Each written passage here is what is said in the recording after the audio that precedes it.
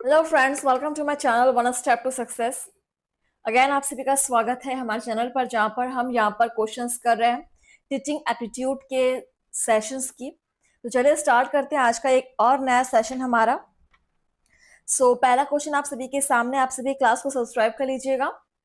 Question number 98, प्रतिभाशाली बालकों की विशेषता होती है कि वह, देखिए ऑप्शंस, कठिन कार्यों को करने में रुचि लेता है, शब्द ज्ञान समृद्ध होता है, प्रश्न पूछने की उत्सुकता रहती है, उक्त सभी।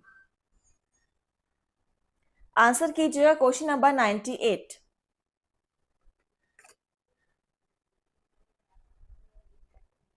प्रतिभाशाली बालकों की विशेषता, चार ऑप्शंस आपके सामने हैं।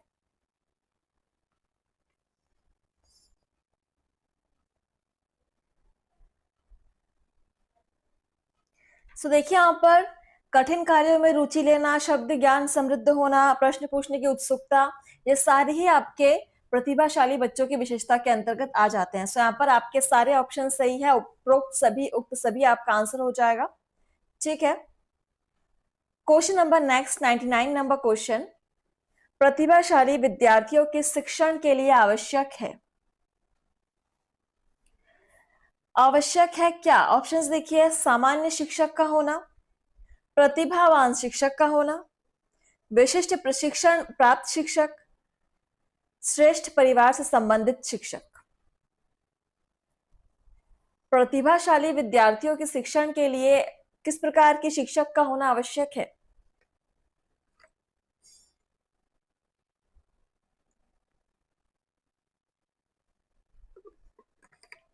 देखिए,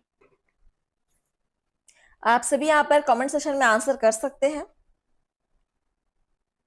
प्रतिभाशाली अगर विद्यार्थी है तो उसके लिए विशिष्ट प्रशिक्षण प्राप्त शिक्षक को ही यहाँ पर होना चाहिए। यहाँ पर ऑप्शन तीसरा आपका बिल्कुल सही हो जाएगा, विशिष्ट प्रशिक्षण प्राप्त शिक्षक। चलिए नेक्स्ट क्वेश्चन नंबर 100, सृजनात्मक बालकों में होती है। ऑप्शन है कल्पना करने की शक्ति, तर्क करने की शक्ति, चिंतन करने की शक्ति, उक्त तीनों ही। एक सृजनात्मक बालक में कौन सी शक्ति होती है? क्वेश्चंस बेहद सिंपल है आज के सेशन के। सृजनात्मक बालकों में बिल्कुल तर्क, चिंतन, कल्पना, ये सारी शक्तियां होती हैं। यहां पर भी आपका आंसर ऑप्शन 4 हो जाएगा, उपरोक्त सभी। चलिए आगे बढ़ेंगे। हमारा अगला क्वेश्चन नंबर है 101, सुधार विद्यालयों की स्थापना की जाती है। ऑप्शन है शैक्षिक रूप से पिछड़े बालकों के लिए, मानसिक रूप से पिछड़े बालकों के लिए, मानसिक रूप से श्रेष्ठ बालकों के लिए। क्वेश्चन नंबर 101 आंसर कीजिएगा, सुधार विद्यालयों की स्थापना क्यों की जाती है या किन के लिए की जाती है? तो सुधार विद्यालय है तो ऐसे विद्यालयों की ही आवश्यकता उन बच्चों को होगी जो बिगड़े हुए हैं, जिनको सुधारने की आवश्यकता है, और ऐसे बालकों को कहा जाता है अपराधी बालक। यहाँ पर ऑप्शन आपका डी 4 आ जाएगा, अपराधी बालकों के लिए सुधार विद्यालयों की आवश्यकता होती है। नेक्स्ट क्वेश्चन नंबर है आपका 102, मनोचिकित्सकों के मतानुसार किशोर अपराधिता का एक प्रमुख कारण है। ऑप्शन है इदम का उच्च होना या ईद का उच्च होना, अहम या ईगो का कमजोर होना, परम अहम सुपर ईगो का कमजोर होना, या उपरोक्त तीनों ही। इदम, अहम, परम अहम, या आपने अगर पढ़ा होगा। जिन्होंने नहीं पढ़ा है उनसे कहा जा रहा है कि आप टीचिंग एप्टीट्यूड या चाइल्ड पैडागोजी की कोई भी आप बुक लीजिए और पढ़ना स्टार्ट कर दीजिए। सारे आपके कंसेप्ट्स क्लियर हो जाएंगे, क्वेश्चंस आपसे बिल्कुल बनने लगेंगे।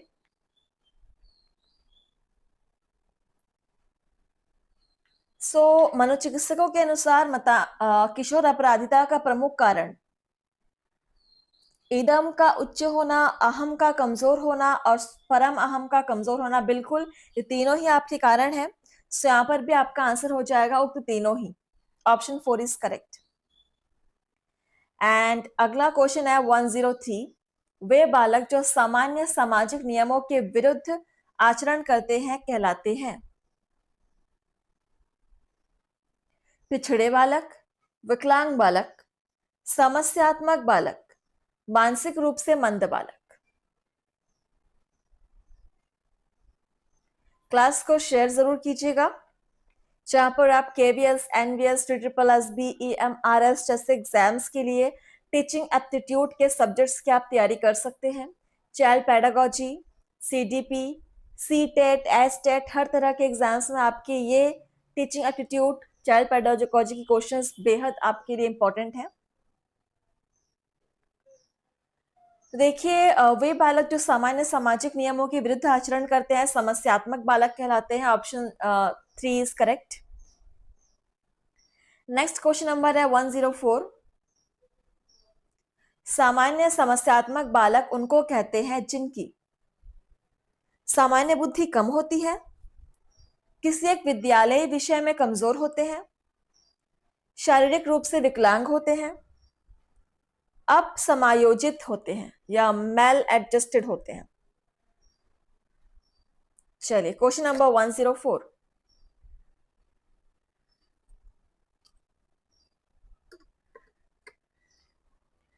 सामान्यतः समस्यात्मक बालक किनको कहा जाता है?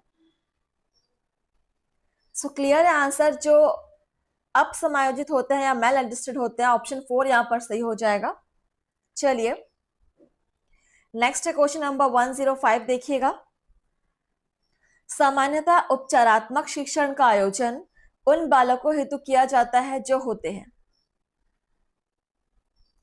मानसिक रूप से मंद, शारीरिक रूप से विकलांग, प्रतिभाशाली, शैक्षिक रूप से पिछड़े हुए।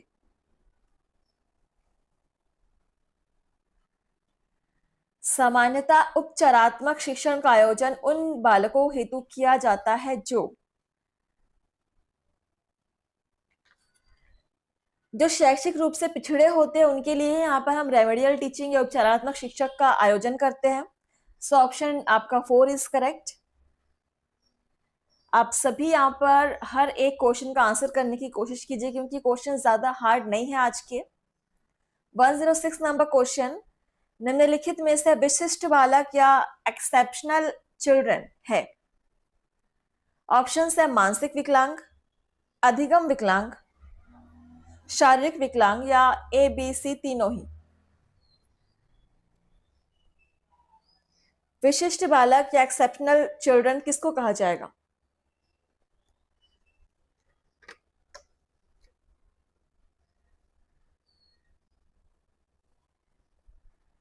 चलिए, सो यहाँ पर मानसिक विकलांग हो या अधिगम विकलांग हो या शारीरिक विकलांग, ये सारे ही टाइप के बच्चे आपके विशिष्ट कैटेगरी में आ जाएंगे। सो आपके एक्सेप्शनल में आपका ABC तीनों हो जाएगा। Option 4 is correct. And next है क्वेश्चन नंबर 107। मानसिक रूप से विशिष्ट बालकों के समूह में निम्नलिखित में समाहित नहीं है?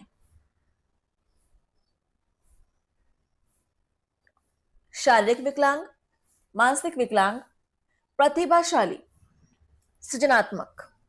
समझिए क्वेश्चन को, जस्ट पिछले वाले क्वेश्चन का यहाँ पर अपोजिट कर दिया है कि इनमें से किस टाइप के बच्चे मानसिक रूप से विशिष्ट बालकों के समूह में सम्मिलित नहीं है।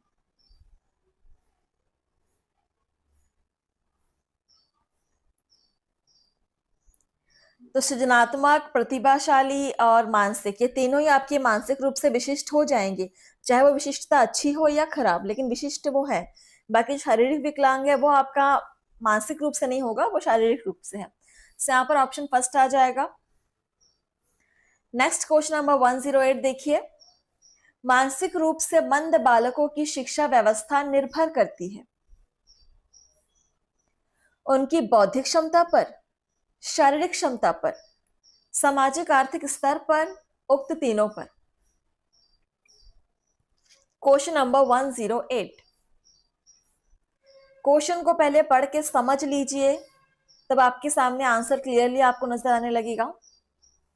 कि मानसिक रूप से मंद बालकों की शिक्षा व्यवस्था किस पर निर्भर करती है? अब बच्चा मानसिक रूप से मंद है तो बिल्कुल उसकी शिक्षा व्यवस्था को भी मानसिक तौर पर ही हम करेंगे व्यवस्था। सो बौद्धिक क्षमता के स्तर पर ही किया जाएगा। ऑप्शन फर्स्ट यहाँ पर सही होगा। ठीक है, आगे बढ़ते हैं। नेक्स्ट क्वेश्चन नंबर देखिए 109। विकास कभी ना समाप्त होने वाली प्रक्रिया है। यह विचार निम्नलिखित में से किस सिद्धांत पर आधारित है? चलिए, ऑप्शन है एकीकरण का सिद्धांत, प्रिंसिपल ऑफ इंटीग्रेशन, अंतःक्रिया का सिद्धांत, प्रिंसिपल ऑफ इंटरैक्शन, अंतः संबंधता का सिद्धांत, प्रिंसिपल ऑफ इंटर रिलेशन, निरंतरता का सिद्धांत, प्रिंसिपल ऑफ कॉन्टिन्यूटी। बेहद इंपॉर्टेंट क्वेश्चन है ये। विकास जो है कभी ना समाप्त होने वाली प्रक्रिया है और ये लाइन, यह विचार किस सिद्धांत पर आधारित है? यह आधारित है आपके निरंतरता के सिद्धांत पर, principle of continuity. Option 4 is correct, निरंतरता का सिद्धांत, क्योंकि निरंतर ही वो चला आ रहा है विकास, कभी ना समाप्त होने वाला प्रक्रिया। क्लियर है सभी को आंसर? आगे बढ़ेंगे। Question number 110। निम्नलिखित में से किस वैज्ञानिक द्वारा विकास की 4 विशिष्ट विशेषताओं की पहचान की है? सो ऑप्शन है स्किनर, पियाजे, कोहलबर्ग, एरिक्सन।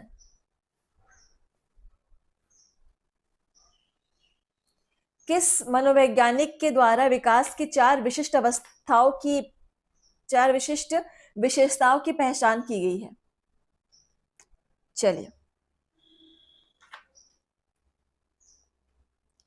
सभी को पता है ये महान वैज्ञानिक हमारे जीन पियाजे जी थे। Option 2 is correct. पियाजे जी ने 4 विकास की विशेषताओं की पहचान की थी। So option 2 is correct. इसके साथ हमारा अगला क्वेश्चन नंबर 11 आप सभी के सामने है। अच्छा, 111 है। निम्नलिखित में से किस अवस्था पर बालक तार्किक रूप से वस्तुओं तथा घटनाओं के संबंध में चिंतन प्रारंभ करता है?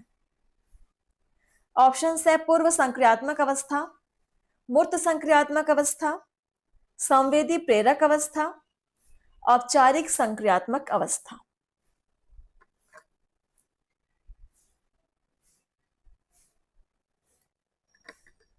किस अवस्था में बालक तार्किक रूप से वस्तुओं घटनाओं के बारे में सोचना प्रारंभ करेगा?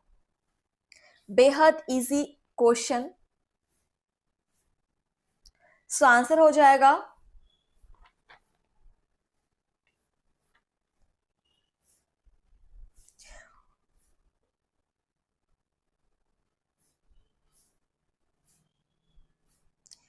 पूर्व संक्रियात्मक अवस्था या pre operational stage. Option first is correct. ठीक है, चलिए नेक्स्ट है हमारा क्वेश्चन नंबर 112। देखिए, ऑप्शन विशेष आवश्यकताओं वाले बच्चों को शिक्षा उपलब्ध करवाई जानी चाहिए। विशेष विद्यालयों में विशेष शिक्षकों द्वारा, अन्य सामान्य बच्चों के साथ, विशेष विद्यालयों में विशेष बच्चों के लिए विकसित की गई विशेष शिक्षण पद्धति की सहायता से। अच्छा, यहाँ पर ऑप्शंस थोड़े से मिस्टेक है। ये आपका पहला ऑप्शन है, ये दूसरा है, ये तीसरा है, और ये दोनों ही चौथा ऑप्शन है। ठीक है, ऑप्शंस पे ध्यान दीजिए। यहाँ पर नीचे वाले ऑप्शन एक ही है। विशेष आवश्यकता वाले बच्चों को शिक्षा उपलब्ध किस प्रकार कराई जानी चाहिए? अन्य सामान्य बच्चों के साथ ही उनको शिक्षा उपलब्ध कराई जानी चाहिए, क्योंकि हम सोचते हैं बच्चों को इंक्लूसिव एजुकेशन दिया जाना चाहिए, समावेशी शिक्षण। So option C is correct. Question number 13 देखिए, डिसलेक्सिया निम्नलिखित में से किस प्रकार की अधिगम अक्षमता से संबंधित है? डिसलेक्सिया बेहद इंपॉर्टेंट क्वेश्चन है, एग्जाम में कई बार पूछा गया है। ऑप्शन है पठन विकार, रीडिंग डिसऑर्डर, व्यवहार विकार, बिहेवियरल डिसऑर्डर, मानसिक विकार, मेंटल डिसऑर्डर, गणितीय विकार, मैथमेटिकल डिसऑर्डर, डिसलेक्सिया। और ये क्वेश्चन हमने पहले भी शायद किया हुआ है।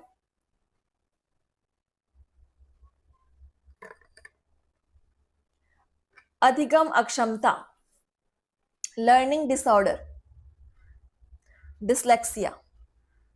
और डिसलेक्सिया आपका है रीडिंग डिसऑर्डर, पठन विकार है आपका। Option first is correct. चलिए क्वेश्चन नंबर 14 देखेंगे।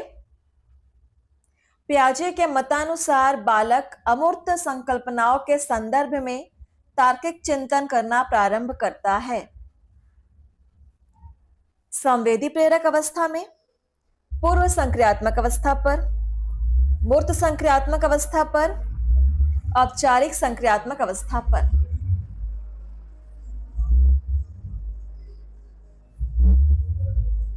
एक बालक तार्किक रूप से यानी लॉजिकल थिंकिंग, अमूर्त संकल्पनाओं मतलब एब्स्ट्रैक्ट प्रपोजिशंस पर वो तार्किक चिंतन करना कब प्रारंभ करता है, जीन पियाजे के अनुसार। और हम सभी को पता है इसका आंसर।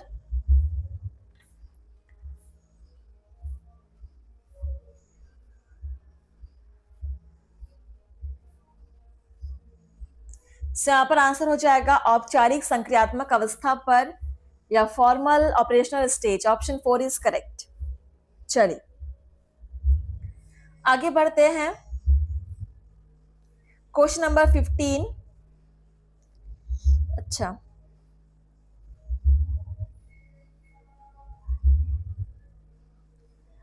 देखिए यहाँ पर 50 नंबर क्वेश्चन है। एक बालक जो दृष्टि बाधित है के साथ कैसा व्यवहार होना चाहिए। ऑप्शन है पहला, कक्षा में अन्य बालकों के समान सामान्य व्यवहार करना चाहिए, पहला ऑप्शन। दूसरा ऑप्शन है यहाँ पर कक्षा में विशेष व्यवहार किया जाना चाहिए। तीसरा ऑप्शन है रियायत पूर्ण व्यवहार किया जाना चाहिए। चौथा ऑप्शन है उनके माता पिता तथा मित्रों का व्यवहार सहानुभूतिपूर्ण होना चाहिए। चलिए 4 ऑप्शन है आपके सामने। अगर बच्चा दृष्टि बाधित है तो उसके साथ कैसा व्यवहार किया जाना चाहिए।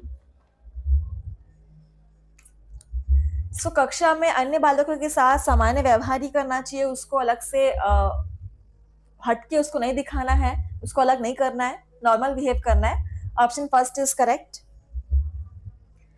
और अगला क्वेश्चन है 60 नंबर, देखिए 160 नंबर क्वेश्चन। बच्चे दुनिया के संबंध में अपनी समझ का सृजन कर लेते हैं, यह कथन निम्नलिखित में से संबंधित है।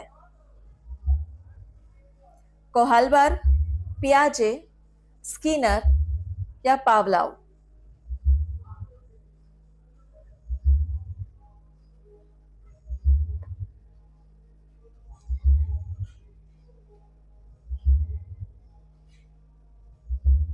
चार ऑप्शन है आपके सामने।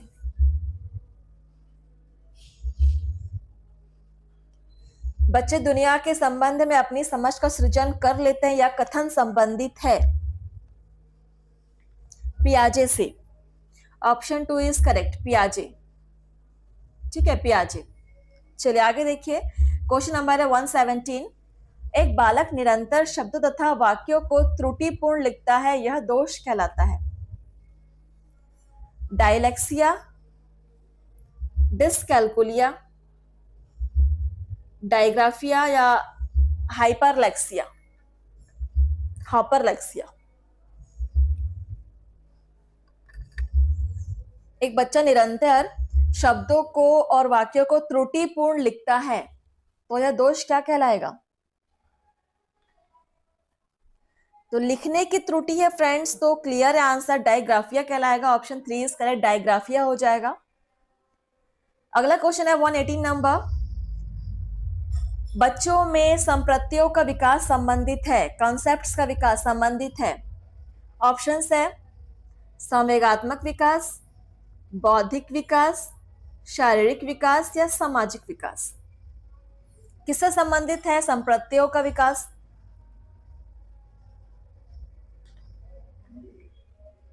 बिल्कुल बौद्धिक विकास से संबंधित है, कॉग्निटिव डेवलपमेंट से संबंधित है, कॉन्सेप्ट्स का विकास। ठीक है, ऑप्शन 2 इज करेक्ट।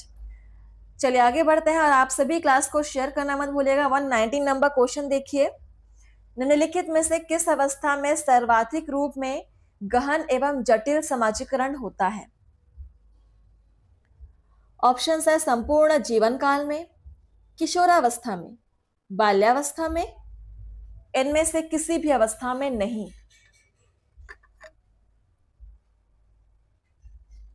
सर्वाधिक रूप से गहन एवं जटिल समाजीकरण से होता है आपके बिल्कुल किशोरावस्था में होगा, during adolescence. Option 2 is correct. आगे बढ़ेंगे, क्वेश्चन नंबर 120। पियाजे के अनुसार विकास की पहली अवस्था जो कि 0 से 2 वर्ष की अवधि में बच्चा क्या सीखता है? ऑप्शन है इंद्रियों के प्रयोग द्वारा सीखता है, या निष्क्रिय शब्दों के को समझने के द्वारा, अमूर्त चिंतन के द्वारा, या भाषा के द्वारा। जब उसकी आयु होगी 0 से 2 वर्ष की, तब वह बच्चा किस प्रकार सीखता है? अब 0 से 2 वर्ष की उसकी आयु है, वो है शैशवावस्था में, तो अमूर्त चिंतन तो वो कर नहीं सकता, भाषा का प्रयोग भी वो कर नहीं पाएगा। सो यहाँ पर इंद्रियों के प्रयोग द्वारा, यूजिंग सेंसेस के through, so option first is right. And question number 121, आज के सेशन का लास्ट क्वेश्चन देखिए, निम्नलिखित में से कौन सा सिद्धांत वृद्धि एवं विकास के सिद्धांत से संबंधित नहीं है बोला गया है? देखिए ऑप्शंस, निरंतरता का सिद्धांत, क्रमयता का सिद्धांत, सामान्य से विशिष्टता का सिद्धांत, प्रतिवर्तन का सिद्धांत, जो वृद्धि एवं विकास के सिद्धांत से संबंधित नहीं है।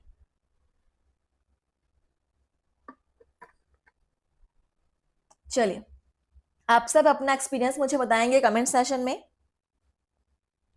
सो यहाँ पर आंसर हो जाएगा प्रतिवर्तन का सिद्धांत, प्रिंसिपल ऑफ रिवर्सिबल, आपका संबंधित नहीं है वृद्धि एवं विकास के सिद्धांत से। ठीक है, तो सेशन को यहीं पर समाप्त करते हैं, आगे के क्वेश्चन हम सॉल्व करेंगे नेक्स्ट सेशन में। तब तक के लिए आप लोग बिल्कुल पढ़ाई करते रहिए, प्रैक्टिस करते रहिए। थैंक यू फ्रेंड्स, धन्यवाद। क्लास को लाइक शेयर कमेंट जरूर कीजिएगा। Thank you.